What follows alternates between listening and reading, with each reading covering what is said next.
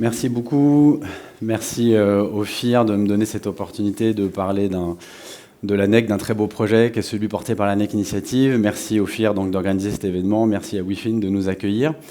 Je suis Clément Bladier, directeur général de la NEC Initiative, qui est une entreprise à mission qui veille au développement d'un indicateur environnemental qui s'appelle la NEC, NEC, qui signifie Net Environmental Contribution. Les personnes qui ont créé l'ANEC, ce sont des praticiens, ce sont des investisseurs. L'ANEC a été créée historiquement par Sycomore Asset Management, qui est une société de gestion qui investit majoritairement ou quasiment exclusivement dans les entreprises cotées.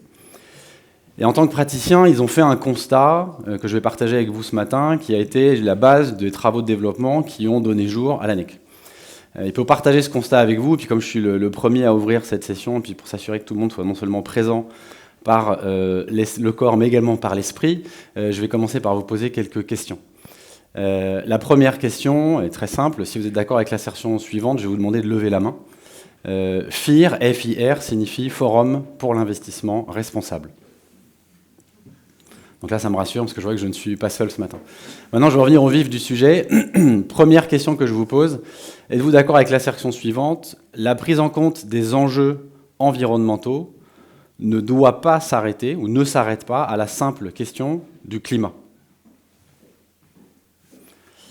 Deuxième point, donc ce qui pose la question des enjeux environnementaux que l'on doit intégrer dans une analyse ESG, en tout cas sur la partie E du ESG. Deuxième point, avez-vous en tant qu'observateur, praticien dans le marché de la finance durable, avez-vous déjà au moins une fois, j'imagine plusieurs, été frustré, déçu, insatisfait par le manque de transparence méthodologique de la plupart, ou en tout cas de certains fournisseurs de données sur le marché de l'ESG? Si oui, je vous invite à lever la main. Pas obligé de le faire si vous n'êtes pas d'accord, mais je vois qu'il y a une majorité de mains qui se lèvent. Ce qui pose la question de la transparence ou de l'opacité sur la construction méthodologique des outils qui sont ensuite utilisés par des investisseurs. Troisième point, une assertion un petit peu plus longue. Êtes-vous d'accord, et vous avez le droit de ne pas l'être, même si vous l'êtes, je vous inviterai à lever la main, avec l'assertion suivante: les critères d'alignement de la taxonomie européenne ont été conçus et sont très utiles pour identifier les activités les plus vertes. Mais elles n'ont pas été conçues et ne permettent pas de comparer sur une base unique l'ensemble des activités économiques, des plus brunes aux plus vertes.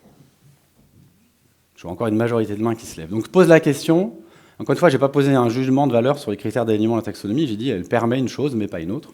Je pose la question du caractère binaire ou granulaire d'une analyse environnementale. Et pour poser le quatrième constat, je ne vais pas vous poser une question, je vais prendre un exemple très simple. Prenons une entreprise cotée, quelle qu'elle soit, quel que soit son secteur d'activité, vous calculez son empreinte carbone en jour J. Donc ces émissions de gaz à effet de serre exprimées en émissions en équivalent CO2, divisées par sa valeur d'entreprise. Jour J plus 1, la même entreprise annonce qu'elle va faire l'acquisition, qu'elle va racheter son principal concurrent. Les marchés apprécient cette heureuse nouvelle. Le cours de bourse de l'entreprise en question s'apprécie. En jour J plus 1, vous recalculez l'empreinte carbone de cette entreprise. Mathématiquement, son empreinte carbone a réduit entre le jour J et le jour J plus 1 sans que la nature physique tangible de ces impacts environnementaux n'ait été modifiée d'un jour à l'autre.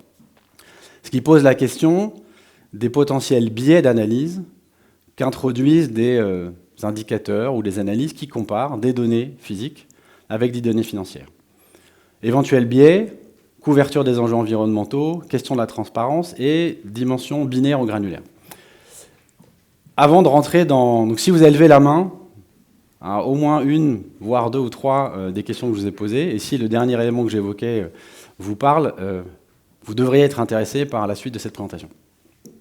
Avant de vous parler de l'ANEC, je vais partager quelques éléments rapidement sur l'historique de l'ANEC Initiative.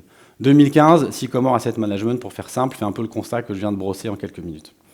Et donc il se lance dans 4 ans de R&D, 4 années de recherche et développement pour construire un outil qui avait vocation à sa création, qui avait vocation à n'être qu'un outil propriétaire pour Sycomore Asset Management.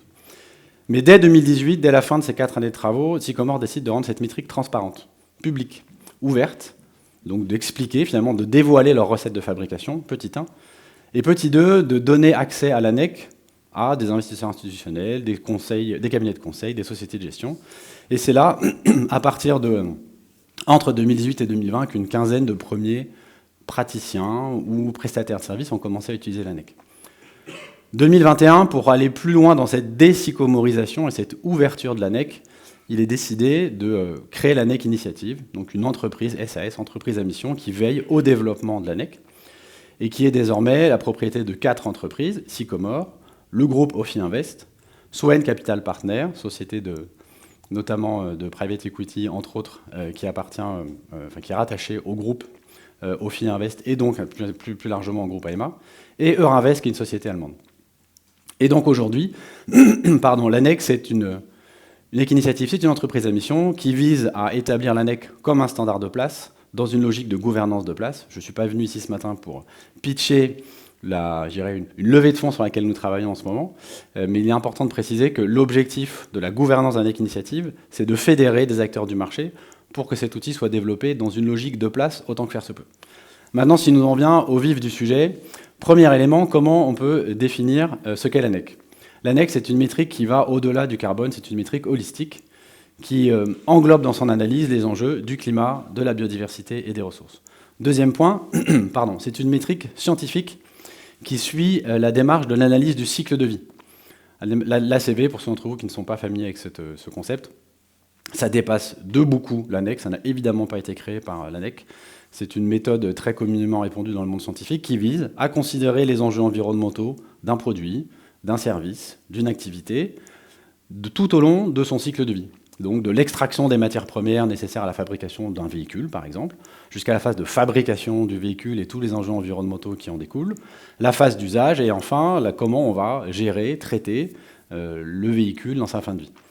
En français, on parle du berceau à la tombe, en anglais, from cradle to grave, mais je pense que ça vous parle. Troisième point, l'ANEC est globale. Elle est applicable à tout type d'actifs, tout type d'entreprise, de tout type de secteur. C'est une démarche bottom-up. Pour calculer l'ANEC d'une entreprise, on va calculer l'ANEC de ses produits, de ses services. Que l'entreprise soit petite, moyenne ou grande, qu'elle soit financée en crédit ou en equity, qu'elle soit française, argentine ou allemande, peu importe.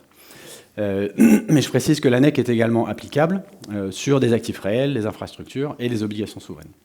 Quatrième point, ça fait écho à ce que je disais en introduction, je l'évoque très rapidement, mais c'est essentiel, l'ANEC est 100% transparente. Notre recette de fabrication n'est pas secrète, elle est publique.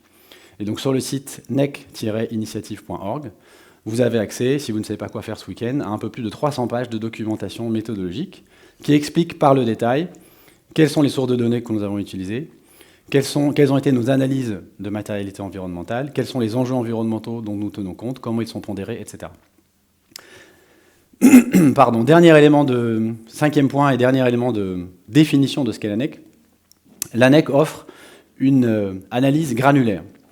C'est-à-dire qu'elle permet, sur une échelle unique, sur la base d'un référentiel unique cross-sectoriel, de pouvoir comparer l'ensemble des activités économiques, je vais le faire dans votre sens à vous, des plus brunes, donc les plus rouges, les plus destructrices de capital naturel, jusqu'aux plus vertes, jusqu'aux activités qui génèrent le moins d'impact sur l'environnement.